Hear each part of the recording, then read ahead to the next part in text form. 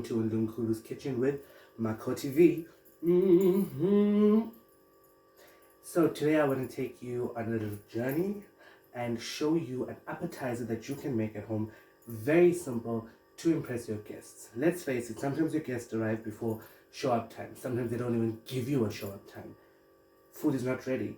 But you want to keep them engaged instead of digging in your pots in the kitchen. So put something on a platter, let them have a conversation over it, and you should be sorted while your main dishes are still being prepared.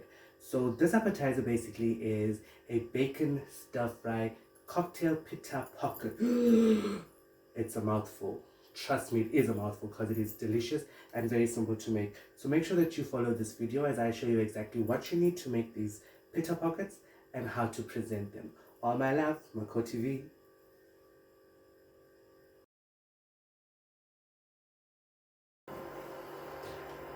Let's get started with our pita bread that we need to sort out first so that we can put that aside to cool. So I'm using these cocktail pita pockets that I found at Checkers. There's a lot in one pack and it's quite reasonable. So basically, we're going to open this up. And on a frying pan, with a little bit of high heat, we're going to toast them. So I've put in some butter at the bottom. What you can also do for some variety is you can add flavored butter already for a better taste, or you can just throw in, maybe for example if you want garlic, you can throw in fresh garlic to get a better flavor. Okay, so once that's going at the bottom, I'm going to take my pita pockets which are sealed like this and I'm putting them onto the butter like this. I'm going to just do 6 at a time so that they have even space to get done. So remember, 2 minutes on each side until it gets a bit toasty and you take them off. And that's how you sort out your pita pockets.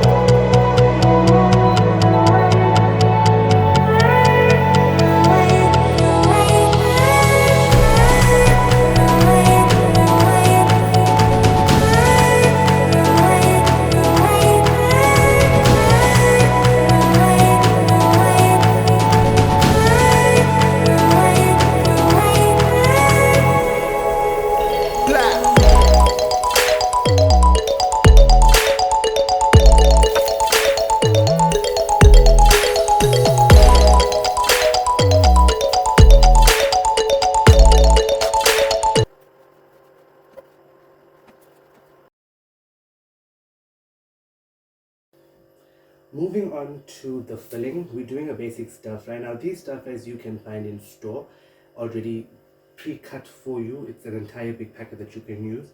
You can even add on certain ingredients to the stir fry if you want to increase the quantity, like what I'm doing, which is just gathering some ingredients I found at home in my kitchen and I'm putting it all together. But I am using a specific small packet type of stir fry, which is the Hawaiian stir fry. It has cucumber, pieces of broccoli, pineapple, pepper and carrots in it. So that's about 100 grams. So on my stove, before I tell you the rest of the ingredients, I have a wok.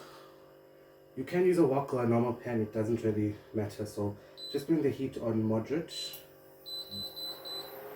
average heat. So as I said, I'm using a 1 packet of Hawaiian stir fry. To that I'm adding even extra julienne strips, which are like matchstick shapes like these, of carrots. That's maybe about 1 cup.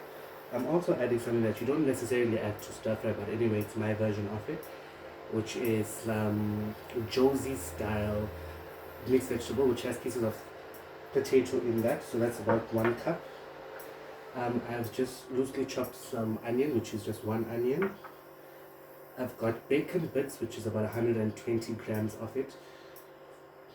And I'm using some sliced almonds. You can use any type of nuts just to add some crunch to your stir fry. Also what you would need is some oil or even butter in the pan, maybe about a tablespoon or so, and this is your friend, which is your Worcestershire sauce, however you pronounce it.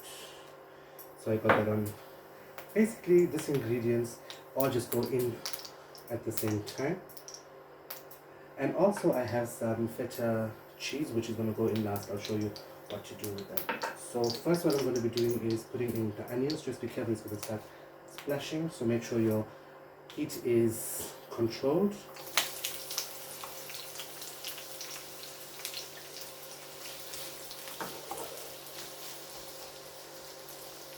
So that's your onions going in first.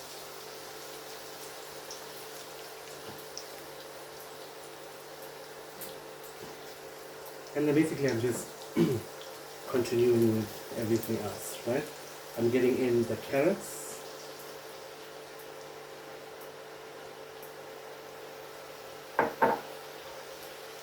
Mixed veg, Josie style.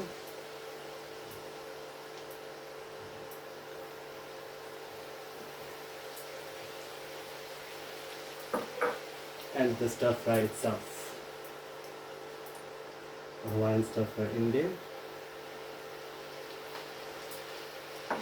I'm going to chill a while before I put in the bacon and the nuts and even the feta. So that's in here. You can use certain seasoning if you want to, but remember that from the stir fry, you're getting some salt. You're getting some salt from the bacon, but also, and most especially from the soy sauce. So you don't need to add in salt unless you really love very salty food. You can add in some salt. But what I'm going to do is just put some black pepper on the top like this. Just a little, using your own discretion.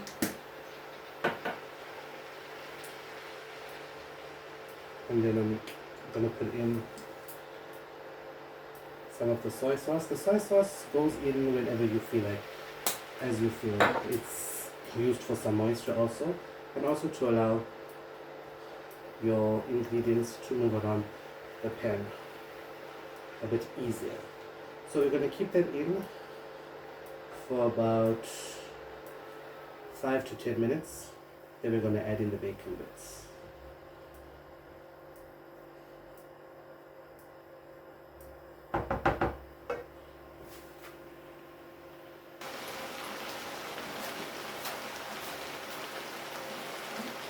It's been about 5 to 10 minutes that this is still on the stove. I'm then adding my bacon bits. That goes in. I haven't chopped the bacon bits or pieces any smaller because they are going to shrink while being cooked. So I'll just put that in there. And that's going to take another good few minutes just to get done. As I said, with the soy sauce, you add as you go along. It's like a small game that you play with yourself. So you keep it on the stove for a good few minutes longer. Just make sure you continuously bring the bottom of the food up so that you are mixing well, so that the food cooks evenly.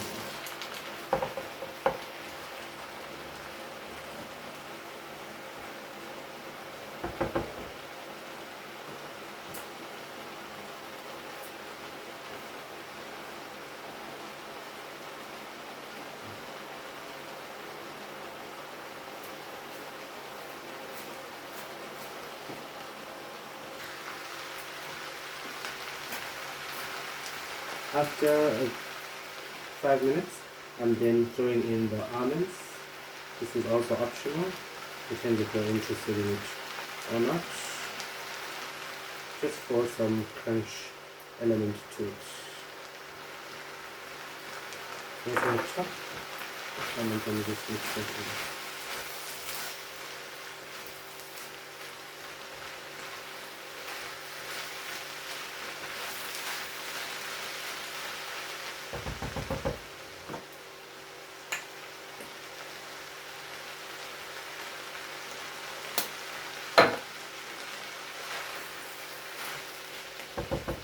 I'm going to switch my utensils just to get a bit more grip on the bottom.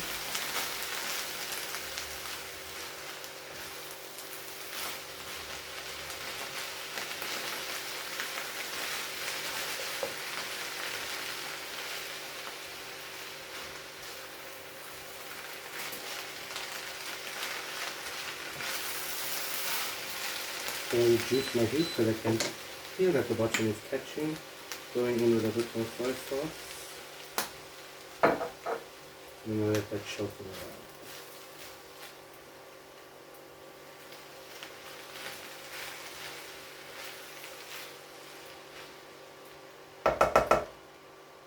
At this stage, I'm then going to add in my feta cheese.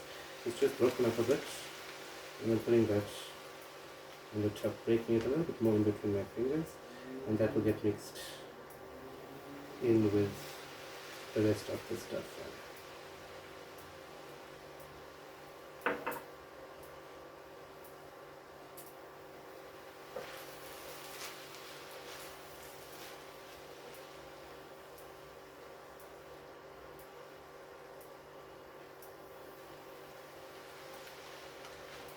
Feta cheese doesn't really melt, but it is good to put it or add it into your stir fry just before the stir fry is ready, so that it retains its flavor a bit more better than if you started off with it in your pan at the beginning. Okay, so we're going to leave this for another few minutes just to get a bit more darker in color, and we'll check back on it just now.